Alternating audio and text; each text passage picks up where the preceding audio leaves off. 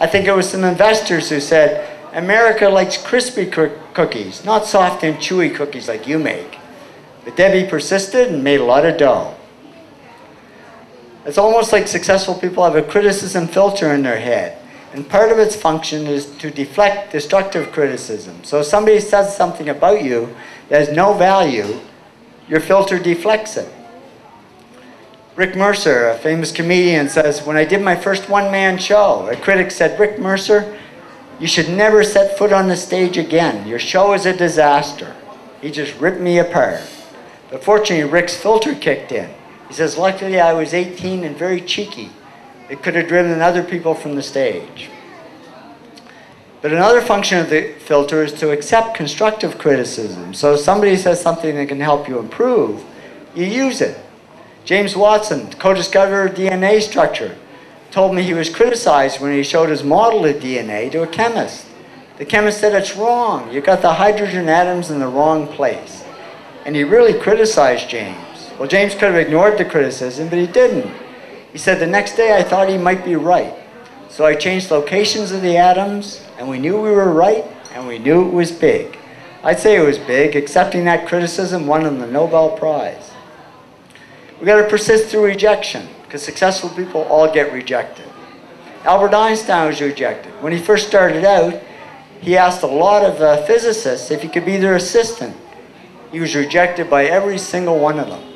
And later in life, he was rejected 3 times for a Nobel Prize by the Nobel Prize Committee. But he hung in there, persisted through the rejection, and changed the world with his theory of relativity, which I think should really stand for success is relative to how long you persist. Stephen King had to persist through rejection. When he first started writing, when he was a teenager, he would send his manuscripts out to all these publishers, and he'd get all these rejection slips back. Well, most writers throw them away. But he collected the rejection slips and pounded a nail in the wall above his bed and hung all his rejection slips on it, like badges of honor. He says, by the time I was 14, the nail in my wall would no longer support the weight of the rejection slips. I replaced the nail with a spike and went on writing. I love that quote, and he became one of the world's most popular writers. I've been rejected doing these interviews, but not as often as I thought I would be. Like I say, most people are happy to help. The one rejection that stands out, I was rejected 4 years in a row at the TED conference by Matt Groening, creator of The Simpsons. Every year I'd see him and ask for an interview. Every year he'd say no.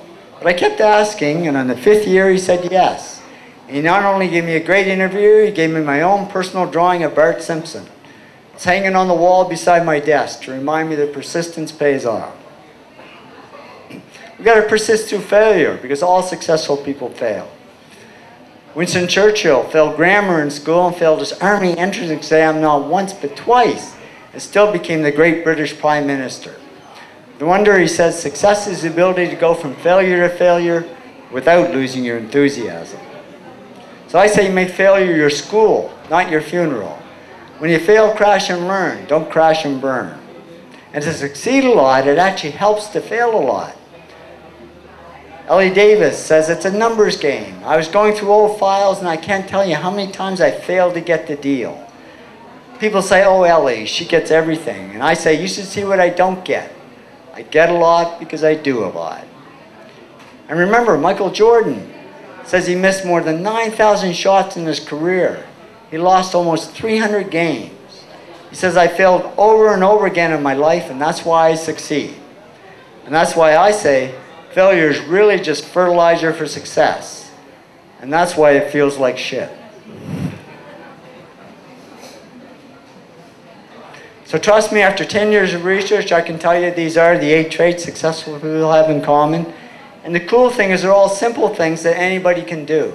I'm not saying success is easy, but the things that lead to success are easy to understand. What about luck? We always think successful people are just lucky, but I found they actually have more bad luck than good, and they still succeed because they do these 8 traits. Look at Oprah. She was born poor and abused as a child. That's not good luck. But she persisted through it, developed the 8 traits, and became the world's #1 talk show host. Look at Lance Armstrong. He got cancer. That's the worst luck he can get. He persisted through it, developed the 8 traits, and became 7-time world champion after the cancer. Biba and I were climbing Mount Aconcagua, the highest mountain on the American continent. And that's Biba in the blue parka. We stopped to take a break. And just before I took this picture, a climber went by with bells on his wrist. And I'm hearing these bells ringing, thinking, am I delirious from the high altitude? And then it hit me. The climber in the red parka behind him is totally blind.